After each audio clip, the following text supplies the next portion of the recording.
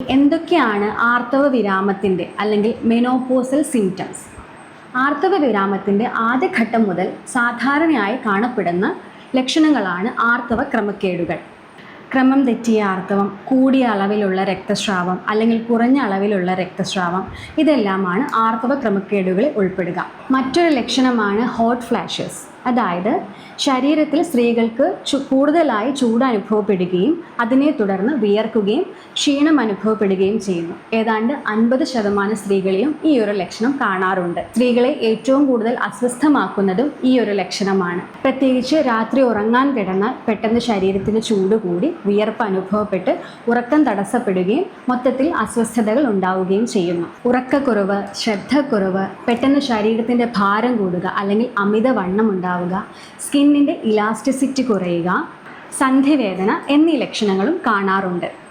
Urinary incontinence അഥവാ മൂത്രം പിടിച്ചു വയ്ക്കാനുള്ള ശേഷി കുറയുക, ഇടയ്ക്കിടെ ഉണ്ടാകുന്ന യൂറിനറി ഇൻഫെക്ഷൻസ്, യോനി വരൾച്ച, ആ ഭാഗത്തുണ്ടാകുന്ന ചൊറിച്ചിൽ, ഇൻഫെക്ഷൻ മുതലായ ലക്ഷണങ്ങളും ആർത്തവ വിരാമത്തോടനുബന്ധിച്ച് കാണാറുണ്ട്.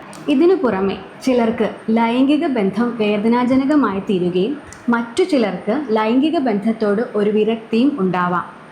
ഈ ശാരീരിക ലക്ഷണങ്ങൾക്ക് പുറമെ ചെറുതല്ലാത്ത മാനസിക ലക്ഷണങ്ങളും ഉണ്ടാവാറുണ്ട്.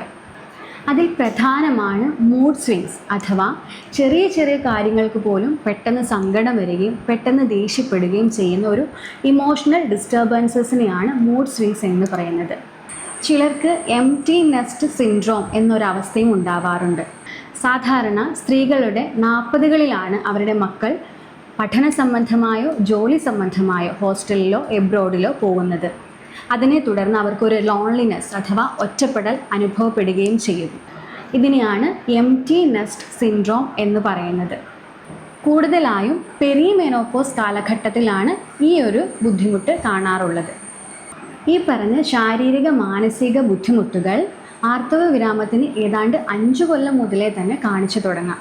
ചിലർക്ക് ഈ പറഞ്ഞ എല്ലാ ലക്ഷണങ്ങളും ഉണ്ടാവാം, ചിലർക്ക് ചിലത് മാത്രമേ ഉണ്ടാവുകയുള്ളൂ, ചിലർക്ക് ഒരു ലക്ഷണം തന്നെ ഇല്ലാതെയും ഇരിക്കാം.